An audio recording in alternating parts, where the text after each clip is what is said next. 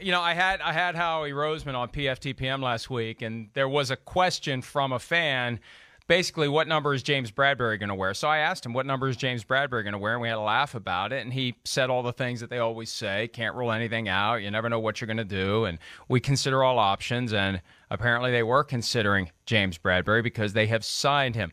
1-year deal with the Eagles. Now, of course, this is the time where people say it's $10 million. I've seen $7 million, up to $10 million, whatever it may be, is what it is. They got him from the Giants. Giants cut him because they were looking at a big cap number and a big salary. A guy who, as you said when Bradberry was cut, wasn't living up to number one corner money. Yeah, so the Giants player. had to do Right, something. right. But he can still add something to a team. Definitely. He's a good player. There's no question about it. I think more what stinks about situations sometimes like James Bradberry is it's not his fault. I think that's one where you can go, he was overpaid. It was a bad deal by the Giants and Dave Gettleman and company. So that's really the issue. I don't think anybody was going to pay him that kind of money other than the Giants. So, yes, I think this is a little bit, probably a little less than he should make now because it's late in the game there. And as we've talked about, a lot of money's used up. But damn. I mean, the Eagles, Howie Roseman, he's just, I don't know what else to say. He's killing it. He really is. The Eagles on paper are the best team in the NFC East. And let alone, they went to the playoffs last year. And out of all the teams in the NFC East, I think they've improved their team the most. I think between them and Dallas last year, towards the end of the year, when Philly finally figured out how to play, and if everybody will remember, Dallas was kind of, all over the place towards the end of the season. We were questioning what's wrong with Dak. Why isn't the offense good? Why is the defense scoring as many touchdowns as the offense? Remember, we were having those conversations. And, man, I just think Howie, Sirianni, they're making big-time moves there. And you look at the roster and you just go, where is there really a weakness? I know it's on paper, but like I said, we saw a lot of this last year. There's really a really well-constructed roster when you look at it.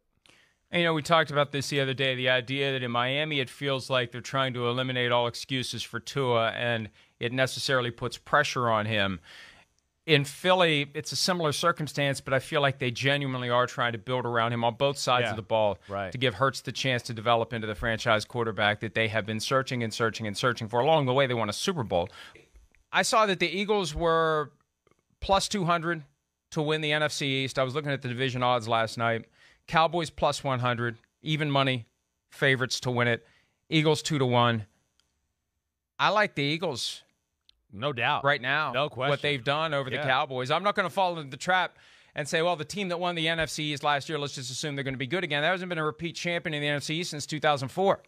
So all the more reason to have faith in the Eagles being able to overcome the Cowboys this year, because the Cowboys have not even been able to tread water with their roster this offseason. Right. The Eagles have gone out and they have done what they had to do to get better. Yeah, right. The Eagles got better. The Cowboys, you can't really say they got better this offseason. No, they got worse. They got worse. What have they done? Right. Yeah, they've lost some marquee players. That's going to change their football team, let alone hey, I think there was a little bump last year, the Dan Quinn energy on that side of the ball, and, we made a big deal that the defense was a lot better, but it was still, 20th in football, 21st in football there somewhere. So, it'll be interesting. The Giants, I do think, got better. There's no question about that, across the board. And, of course, coached well, got new coaches. That's going to add some juice to them.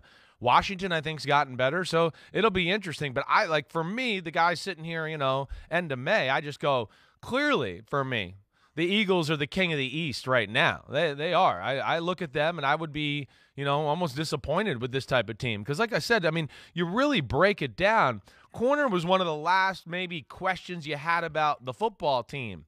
And not that it was a horrible, issue anyways. Darius Slay, we know, is good. Avonte Maddox, he's no slouch either on the other side. But now you add Bradberry to the mix, and now they can make sure Avonte Maddox stays inside at nickel a little bit more, where I think he's probably best at. And that's where you just go, wow. N'Kobe Dean, a linebacker. Okay, they might have been a little weak there. Whoa, they got him. They're so good right now that their roster is so deep, you look at it and go, man, they got stuff for the future already Jason Kelsey's replacement, he's coming, and Cam Jurgen, they got him. I mean, they've just really well thought out, really well built. And Howie Roseman, you know, I don't know. The last few years, other than the Jalen Reagor pick, I just feel like has been making moves on his game and just a step ahead of the game compared to a lot of the GMs in football. He's really been an all-star in that area.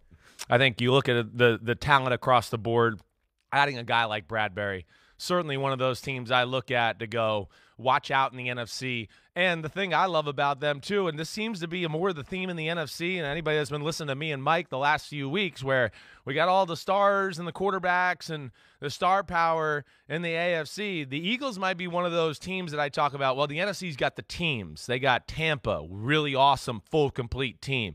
The 49ers the same way. I know we got a little bit of the quarterback question. The Rams, I feel that way. I'm starting to feel kind of the Eagles almost in that category too, that the quarterback play is not going to have to be stellar in Philadelphia for them to be a really good football team. They're not going to be quarterback dependent to where if Jalen Hurts has to play, you know, A-plus football or doesn't play A-plus football every game, that they're still going to be able to compete and win other ways. Their defensive line is going to be dominant. They're going to be able to force plays. You know, they need to get a little more creative on the defensive side, I think, in the secondary and how they play things. They're a little conservative in that respect. But, man, we know it's one of the best offensive lines in football. And now you got A.J. Brown, Devontae Smith. I mean, that Quez Watkins, the other receivers, damn good. Dallas Goedert, the running backs. It's a pretty good running scheme. And then you got a quarterback that can run. Wow in Philadelphia, and yeah, I'm expecting them to be a real player and a pain in the butt in the NFC. Not just this year. The way their roster is, that's where, as a Giant fan, I'm a little disappointed because I'm hoping the Giants will turn the corner. But gosh, the Eagles aren't going anywhere for a few years. So if you're an NFC East fan, we better get used to it. All right. Hi, I'm Mike Tirico, and thanks for watching. Make sure to hit subscribe for the latest news and highlights from NBC Sports.